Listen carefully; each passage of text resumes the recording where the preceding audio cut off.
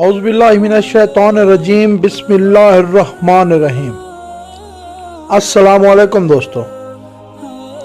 امیر المومنین حضرت علی ابن ابی طالب علیہ السلام کی خدمت میں ایک دفعہ قبیلہ بنی کندہ کا ایک نہایت خوبصورت و خوش پوشاک جوان لایا گیا جس پر چوری کا الزام تھا۔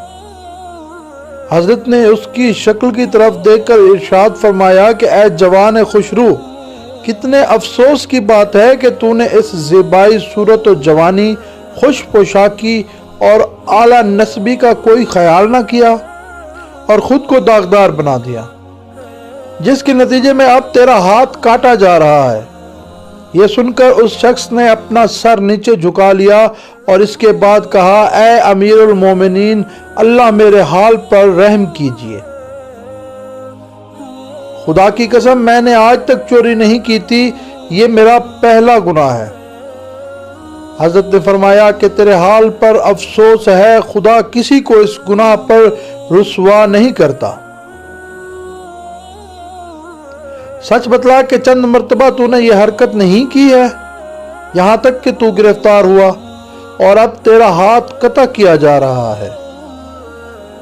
یہ سن کر مرد کندی رونے لگا اور حضرت کے دامن سے لپٹ گیا اور اس نے عرض کی، یا علی، خدا را میرے حال پر اور میرے عیال کے حال پر رحم کیجیے، کیونکہ مجھ پر 13 نفر عیال کا بار ہے جن کا واحد سہارا میں ہوں۔ اگر میرا ہاتھ کاٹا گیا تو وہ بے سہارا ہو جائیں گے۔ یہ سن کر حضرت علی علیہ السلام نے اپنا سر جھکا لیا اور تھوڑی دیر تک انگشت مبارک سے زمین کو کریدتے رہے۔ کافی دیر سوچنے کے بعد پھر فرمایا، جاؤ لے جا کر اس کا ہاتھ قطع کر دو، کیونکہ اس کے سوائے کوئی چارہ کار نہیں ہے اور یہ شخص جھوٹ بول رہا ہے۔ چنانچہ لوگوں نے اس کی گریہ ازاری کی کوئی پرواہ نہیں کی اور لے جا کر اس کا ہاتھ قطع کر دیا۔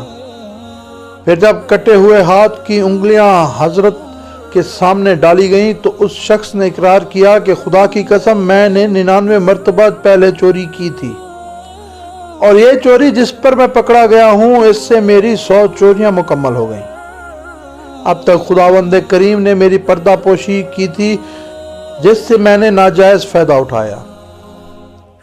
حضرت نے فرمایا کہ بے شک اللہ ایسا ہی غفور و رحیم ہے، وہ کسی بندہ پر پہلی بار عفویت نہیں کرتا۔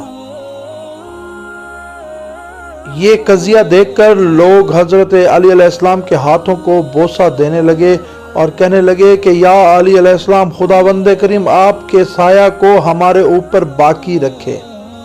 جب تک آپ کا سایہ باقی ہے ہم بخیر و عافیت سے ہیں۔ وما علینا الا البلاغ۔ اللہ حافظ۔